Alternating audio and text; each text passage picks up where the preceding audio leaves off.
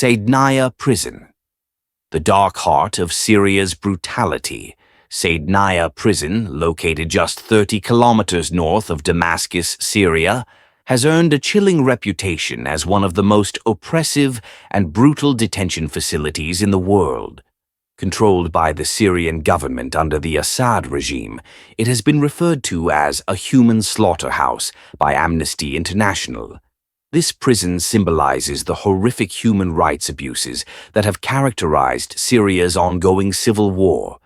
This account delves into the dark corridors of Saydnaya Prison, exploring the stories of its victims, the conditions they endured, and the global response to its atrocities. Saydnaya Prison is a high-security military prison originally built in the 1980s to house military offenders and common criminals. Following the outbreak of Syria's civil war in 2011, it became a hub for detaining political dissidents, human rights activists, journalists, and civilians accused of opposing the regime. Surrounded by desolate desert terrain and high concrete walls topped with barbed wire, the facility's foreboding exterior is only a glimpse of the horrors within. Prisoners describe Saydnaya as a black hole. Detainees are blindfolded upon arrival, thrown into overcrowded cells, and subjected to relentless torture.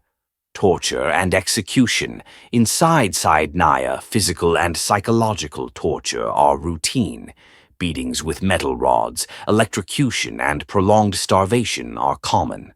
One survivor described the guards' sadistic behavior. "They tortured us for fun." Executions are carried out in the dead of night, often en masse. Between 2011 and 2015, as many as 13,000 people were hanged at the facility, according to Amnesty International. Detainees are dragged from their cells, blindfolded, and told they are being transferred. Instead, they are led to a basement room where they are executed in silence. Those who survive endure the constant threat of being next. Starvation and overcrowding. Conditions in Saydnaya are inhumane. Overcrowding forces prisoners to sleep on top of each other in cramped cells, with some detainees left standing for hours due to lack of space.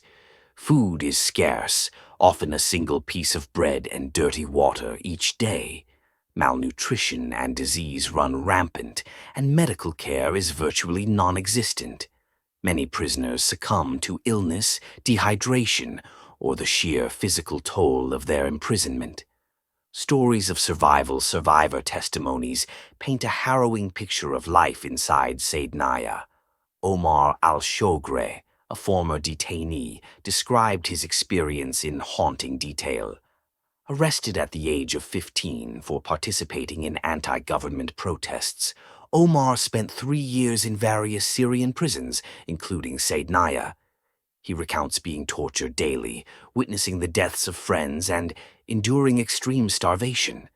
"We were treated worse than animals," Omar said. His story sheds light on the unimaginable resilience required to survive such conditions. The families of the disappeared. For many families, the horror of Saydnaya is not just in the stories of survivors, but in the silence surrounding those who never return. Thousands of detainees have disappeared without a trace, leaving their loved ones in perpetual anguish. Families are often denied information about the fate of their relatives, with the regime refusing to acknowledge their detention or execution. This policy of enforced disappearance compounds the suffering, as families are left in limbo, unable to grieve or seek justice. Saydnaya Prison is not just a single location of abuse. It is a microcosm of the Syrian regime's broader strategy of repression and fear. The prison's operations reflect a deliberate policy of silencing dissent and erasing opposition. By targeting civilians, activists, and political opponents, the regime has weaponized incarceration as a tool of war. Saydnaya Prison stands as a grim testament to the depths of human cruelty and the resilience of those who endure it. For the thousands who have suffered and the countless more who remain detained, their voices demand to be heard. By documenting their stories, amplifying their calls for justice, and holding perpetrators accountable, we can honor their courage and work toward a future where such atrocities are no longer tolerated. Let us not forget the lessons of Saydnaya, and let us ensure that the fight for justice continues.